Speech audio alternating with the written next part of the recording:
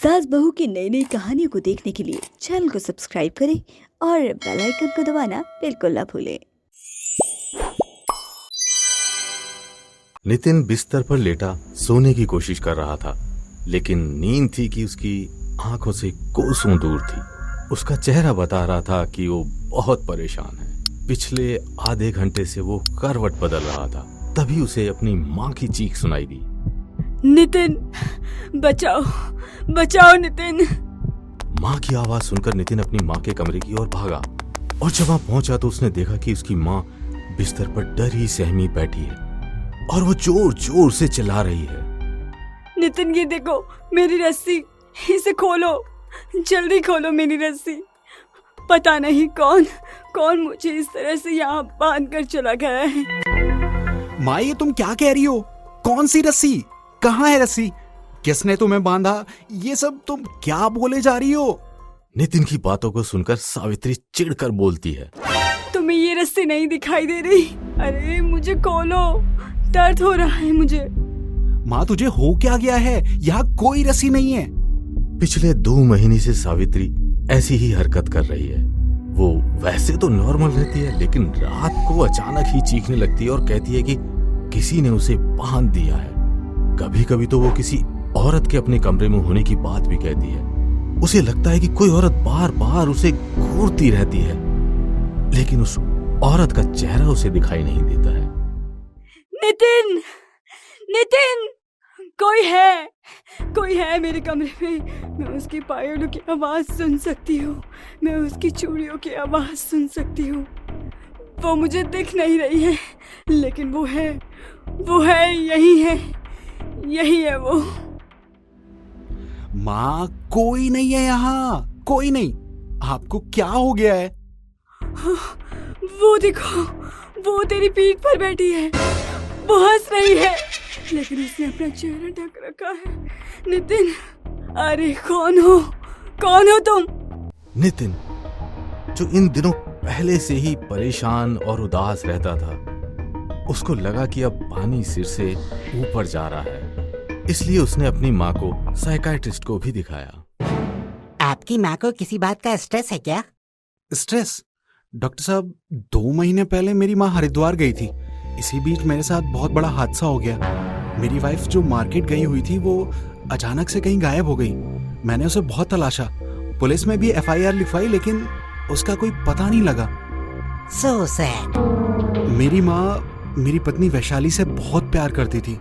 जैसे कि आम सास बहुओं में होता है, वैसे रिलेशन नहीं थे मेरे पत्नी और मेरी माँ के बीच। वो अपनी बेटी की तरह उसे मानती थी, उसे किसी चीज की रोक टोक नहीं थी। एक दिन की बात है। वैशाली, कहीं जा रही हो क्या बेटा? हाँ माँ, वो क्या है ना कि आज नई मूवी लगी है। मैं सोच रही हूँ कि आज फ्री हूँ तो जाकर दिखाती हूँ। अकेले जा रही हो? हाँ माँ, वो नितिन को छुट्टी नहीं है इस महीने। अरे वाह, सही है। नितिन नहीं फ्री है तो मैं जा सकती हूँ मूवी देखने तुम्हारे साथ। क्या माँ, अब हर जगह आपके साथ जाना होगा क्या? वैशाली की बात सावित्री को बहुत बुरी लगी। उसे समझ नहीं आया कि आखिर वैशाली को हो क्या गया है। वो मुंह लटकाए कमरे से बाहर जा रही थी तो वैशाली ने कहा, कहाँ जा रही है माँ? जहन्नुम में। अच्छा, जहन्नुम में? फिर मेरे साथ मूवी देखने कौन आएगा? ये कहकर वैशाली ने मूवी की टिकट्स माँ जी के हाथों में दे दिए। मतलब मैं भी आ रही हूँ मूवी देखने, पर अभी तो तुमने कहा कि। माँ, कैसी लगी आपको मेरी एक्टिंग? एकदम बकवास, मैं तो टेंशन में ही आ गई थी। सावित्री की बात पर वैशाली ने उसे जोर से गले लगा ली। सच कहिए तो वो दोनों सास बहू से ज्यादा माँ बेटी थे। वो हर बात एक दूसरे से शेयर करते, चाहे सुख हो दुख हो। माँ अगर बीमार हो जाती तो वैशाली तब तक उनकी सेवा करती जब तक वो पूरी तरह से ठीक नहीं हो जाती हैं। और वैशाली को कुछ हुआ तो माँ के चेहरे का रंग उतर जाता था। दवाई तो वो देती ही, पर ना जाने कितनी ही मन्नतें वो मांग लेती थी। कुछ महीने पहले वैशाली की तबीयत बहुत खराब हो गई थी। इतनी खराब कि उसकी जान पर बनाई थी। सावित्री ने वैशाली की तबीयत जल्दी ठीक होने के लिए मन्नत मांगी थी और इसलिए वो हरिद्वार गई थी। लेकिन सब कुछ गड़बड़ हो गया डॉक्टर साहब। माँ वहां से आई तो वैशाली गायब हो चुकी थी। हिम्मत रखिए आप। देखिए, मैं अभी कुछ नींद की गोलियां दे रहा हूँ। मुझे लगता है कि आपकी माँ को वैशाली के अचानक इस तरह से जाने का बहुत बड़ा सदमा लगा है, इसीलिए शायद वो ऐसा बिहेव कर रही हैं। अभी ये दवाइयाँ दे दीजिए और इससे भी कोई सुधार नहीं हुआ तो माँ को मेंटल असाइलम ले जाना होगा।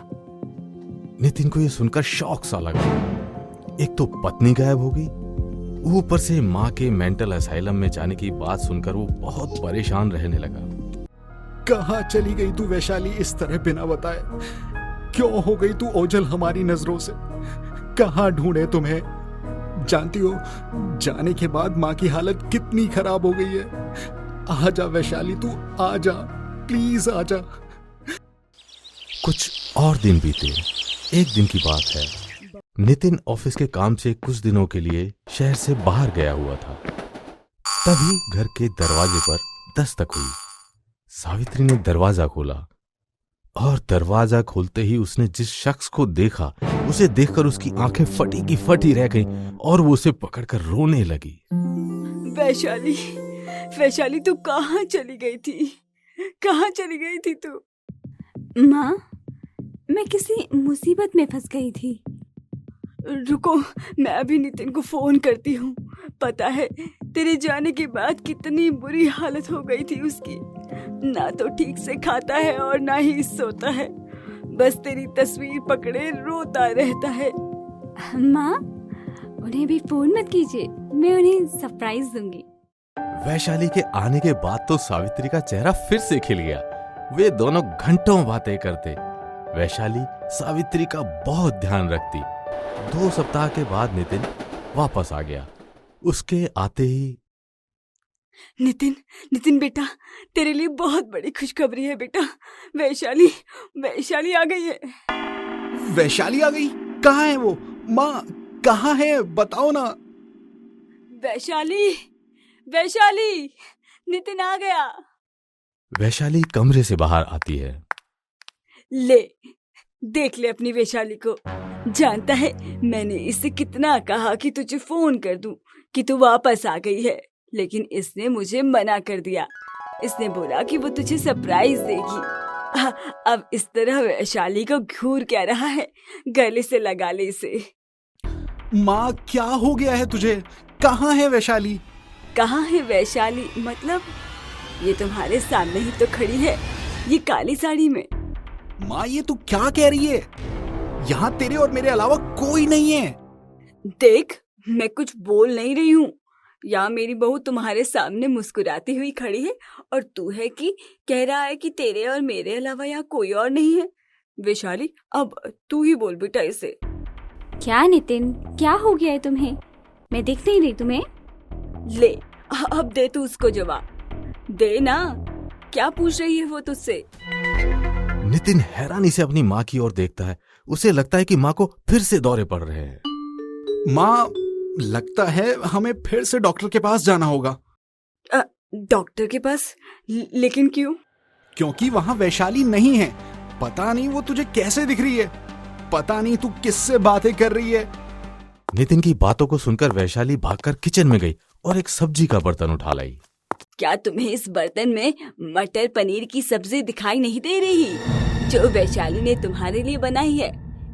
इधर आ, ये देख, ये तय करके रखे हैं तुम्हारे कपड़े, तुझे दिखाई नहीं दे रहे हैं, जिसे वैशाली ने तरीके से रखा है। क्या तुझे वैशाली का लाया हुआ ये बुके नहीं दिख रहा जो वो आज सुबह लेकर आई है, क्योंकि तू आने वाला था?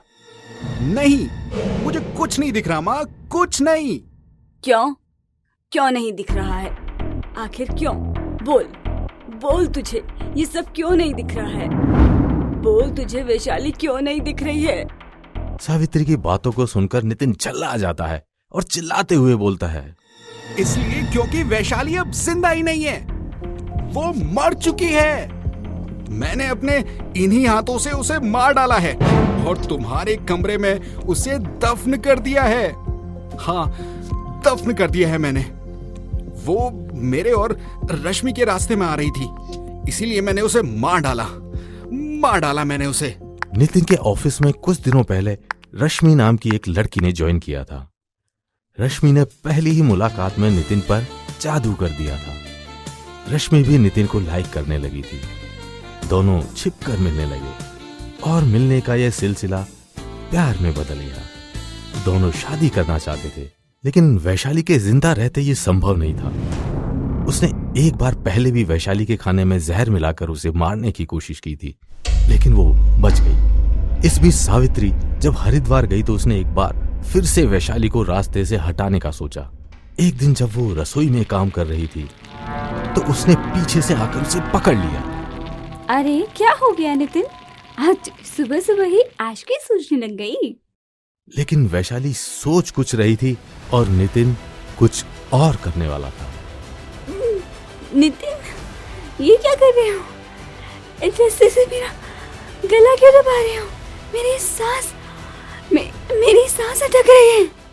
नितिन ने वैशाली को मारकर अपनी माँ के कमरे में गाड़ दिया था और फिर ये अफवाह फैला दी कि वो गायब हो गई है। उसने बहुत एहतियात से ये गुनाह किया था।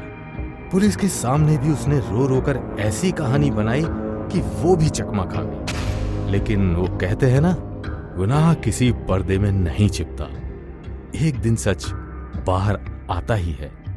वैशाली की आत्मा की गवाही ने नितिन का सच दुनिया के सामने ला दिया।